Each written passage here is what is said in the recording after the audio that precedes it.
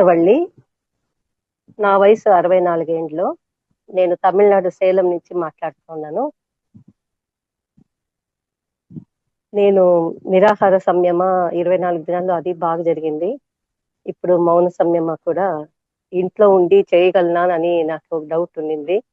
నాకు చాలా రోజుల నుంచి మౌనంగా ఉండాలని, అట్లీస్ట్ 1 డే ఆర్ 2 డేస్ అన్నా ఉండాలని చాలా ఇష్టంగా ఉండింది. కానీ చేయలేకపోయాను. కానీ ఇప్పుడు ఇది మౌన సంయమ చెప్తా ఉన్నట్లే నేను జాయిన్ అయ్యాను. 5 దినాలు అవుతుందా అని అనుకున్నాను. కానీ ఇంట్లో ఉండి చేయగలిగాను. ఫస్ట్ 2 డేస్ కొంచెము 2 వర్డ్స్ వచ్చేస్తాను. సాయంకాలం రాత్రిలోగా అట్లా ఒక వర్డ్ వచ్చేసింది అట్లా. అయితే 2 డేస్ అట్లా వచ్చినాను. థర్డ్ డే నుంచి నేను తెల్లవారితో లేస్తా ఉన్నట్లే నేను ఉండాలని సంకల్పం చేసుకున్నాను. ఒక మాట కూడా మాట్లాడకూడదు, మౌనంగా ఉండాలని అనుకున్నాను. అదే మాదిరి ఉన్నాను. ఇది మౌన సంయమంలో కానీ, నిరాహార సంయమాల్లో కానీ తెల్లవారితో లేస్తా ఉన్నట్లే మాకి స్నానం అయ్యి దేవుని పాటలు వింటా ఉంటే చాలా సంతోషంగా ఉండేది. చాలా బాగుండేది పాటలు. అవి వింటా ఉంటే వీటిలో లీనమైపోతూ ఉంటుంది. చాలా బాగుండింది. ఇప్పుడు ఇంట్లో వాళ్ళను అందరూ సహకరించినారు.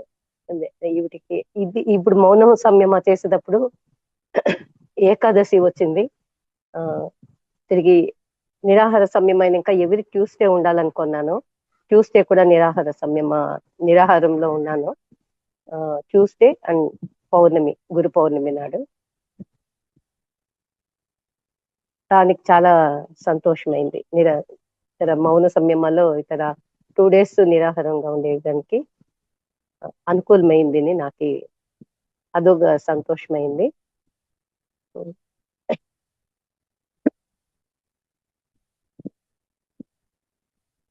ఇదంతా గురువుల అన్నిటి ప్రకారము, అన్ని ఈశ్వర ఆజ్ఞ ప్రకారము నడుస్తా ఉందని నాకే అనిపించింది.